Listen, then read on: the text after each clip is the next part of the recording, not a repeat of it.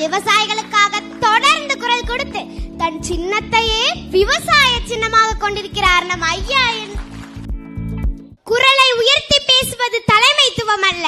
நாம் பேச தொடங்கும் போது மற்றவர் குரல்கள் அடங்குவதுதான் தலைமைத்துவம் என்ற வரிகளுக்கு எடுத்துக்காட்டாய் கம்பீரமாக கர்ஜிக்க காத்திருக்கும் நம் செந்தமிழர் சீமான் ஐயா அவர்கள் முன் கிங் மேக்கர் காமராஜர் ஐயாவை பற்றி பேச வந்துள்ள நான் அவரின் குட்டி தொண்டர் மேகாஸ்ரீ.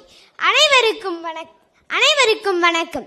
நான் முதல்வரானால் அதை செய்வேன் இதை செய்வேன் என்று வாக்குறுதிகளை அள்ளி வீசிய தலைவர் அல்ல காமராஜர். தான் முதல்வரானதற்கு பிறகு அவர் கல்விக்கு ஆற்றிய பணிகள் அளப்பரியது. இன்று போல் இலவசமாக பொருட்களை நம் கையில் கொடுக்காமல் பட்டி தொட்டி எங்கும் பள்ளிக்கூடங்கள் தொடங்கி இலவச கல்வியை நம் கையில் கொடுத்தார். இலவசங்களை பற்றி ஐயாவின் கொள்கையும் கூட அதுதான் என்பது அனைவரும் அறிந்ததே. பள்ளி சீருடை மதிய உணவு தந்தால் தான் படிக்க வருவேன் என்றால் அதையும் செய்கிறேன் என்று கல்விக்கு எது எது தடையாக இருந்ததோ அத்துணையும் தகர்த்தெறிந்தார் நம் கல்வி தந்தை. பணப்பையை பார்க்காமல் மக்களின் இறைப்பையை பார்த்த காமராஜருக்கு மத்தியில் இன்று பணப்பையை பெற்றுக்கொண்டு மதிய உணவு தருகிறோம் என்று பெருமையாக சொல்லிக் கொள்கிறார்கள் சில தனியார் பள்ளிகள்.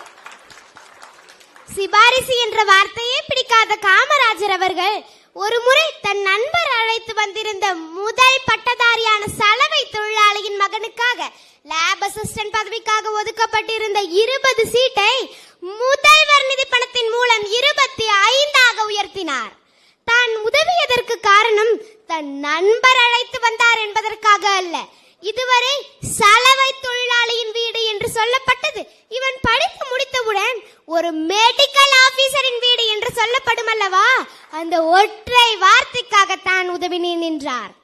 மேலும் அரசு மருத்துவக் கல்லூரியில் சேருவதற்காக முதல்வர் கோட்டாவில் ஒதுக்கப்பட்ட 10 இடங்களை விண்ணப்ப படிவத்தில் பெற்றோர் கையொப்பம் என்ற இடத்தில் எந்தெந்த பெற்றோர்கள் கை நாட்டு வைத்திருந்தார்களோ அவர்களின் பிள்ளைக்கே வழங்கி கல்வியை சேர்க்க வேண்டிய இடத்தில் சேர்த்தார்.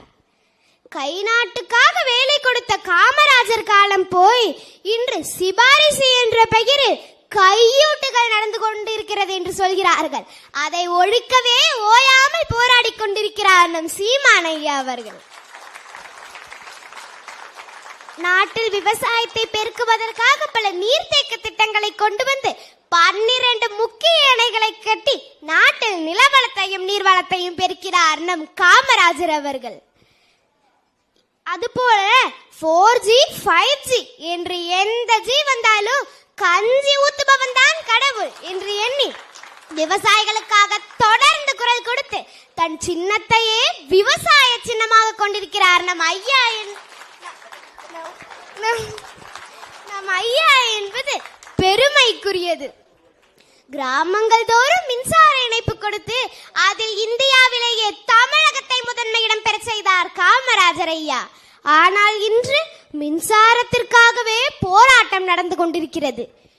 1 ரூபாய் திருநீர் பொட்டலத்திற்கே உபயம் என்று தனது பெயர் எழுதுவோருக்கு மத்தியில் இத்துணை நலத்திட்டங்களை செய்துவிட்டு தன்னை பற்றி யாரும் புகழ் பாடக்கூடாது, பெருமையும் பேசக்கூடாது என்று சொன்ன தன்னலமற்ற தலைவரும் இந்நாட்டில் தான் வாழ்ந்தாரா என்ற ஜென் ஆல்பா குழந்தையான எனக்கு வியப்பாக இருக்கிறது.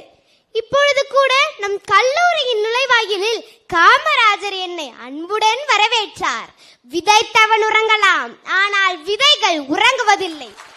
காமராஜர் விதைத்த விதை இன்று விருட்சமாக வளர்ந்து நிற்கிறது நம் ஐயாவின் உருவில். இன்றைய மாணவர்கள் நாளைய தலைவர்கள். இன்றைய தலைவரான நீங்கள் பசி, பஞ்சம், லஞ்சம், ஊழல், கொலை, கொள்ளை, அடக்குமுறை, ஒடுக்குமுறை, பெண்ணடிமைத்தனம், மது, மதபோது எதுவுமே இல்லாத தூய தமிழகத்தை படைக்க விரும்பினீர்கள். நாளைய தலைவராக போகும் நாங்களும் அதைத்தான் விரும்புகிறோம். காமராஜரின் வழியில் அனைவரும் ஒன்றிணைவோம், வெற்றி நடை போடுவோம், உலகை ஆள்வோம், காமராஜர் ஆட்சியின் பொற்காலத்தை மீண்டும் உருவாக்குவோம் என்று கூறி எனக்கு வாய்ப்பளித்த கல்லூரி நிர்வாகத்திற்கு நன்றிகளை தெரிவித்துக் கொண்டு விடைபெறுகிறேன். நன்றி, வணக்கம்.